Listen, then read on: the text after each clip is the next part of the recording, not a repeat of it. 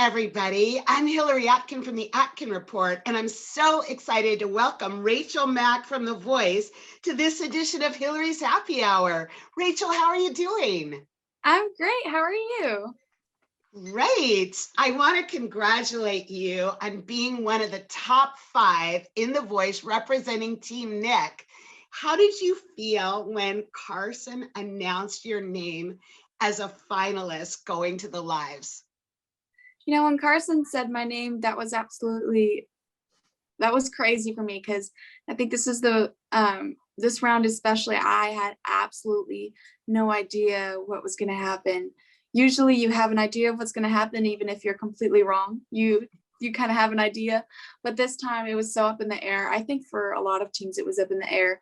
And you know, so when he said my name, it was a sense of relief, but also I wanted Dana to go through so bad. So I was just hoping that she went through as well.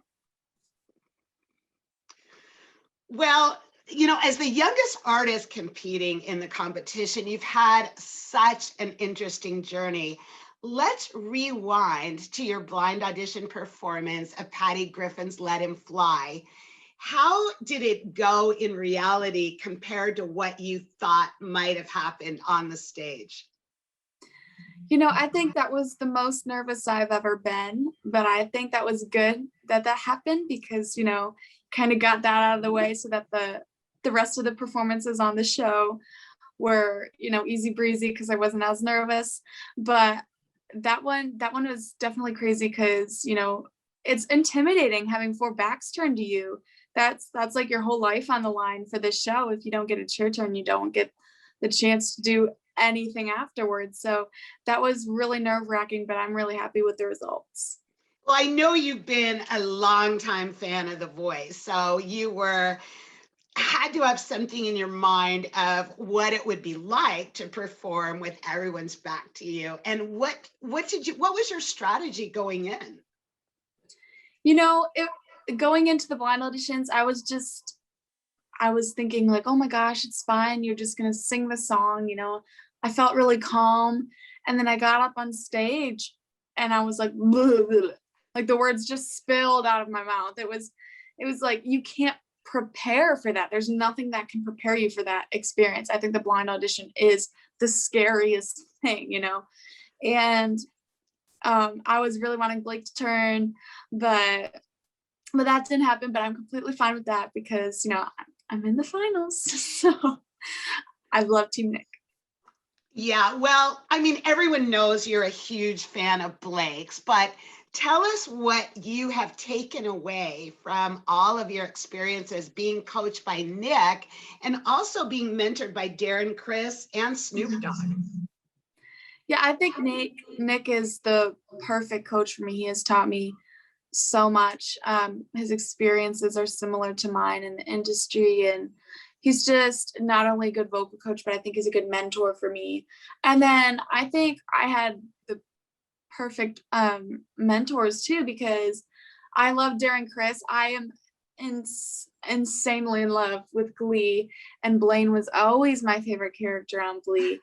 And so when I heard it was him, I lost my mind. And he is so smart and so kind. And he was talking so much, and not in a bad way, but like he wasn't afraid to like get in there and do the work. And that was awesome. And then with Snoop Dogg, he completely changed the ending of my song for the better, which was arguably, some may say, the best part of the song. And I credit him for helping me move on to the next round. And he was so smart. I think what's cool about him is he is a producer, and producers have a specific ear for those things, and they know what the people want to hear. And so he was able to relay that to me. Yeah, well, you know what else has been really fun to watch? You know, if we go back to your blind audition, your dad was so excited and jumping up and down. What has your family support been like, and also from your hometown of Romeo, Michigan? My family is so supportive, you know, especially my 2 sisters, because a lot of sisters can get jealous because they sing too. So that's another thing, is they could get jealous or wish that they were in my shoes, but there's not an ounce of that. They are so supportive. They are so excited. Sometimes I think they're more excited than I am. And my parents too. And just back home, I come from a really small town, Romeo, Michigan. It's like less than a mile. and and there's not a lot of movement that takes place there. Nothing really happens.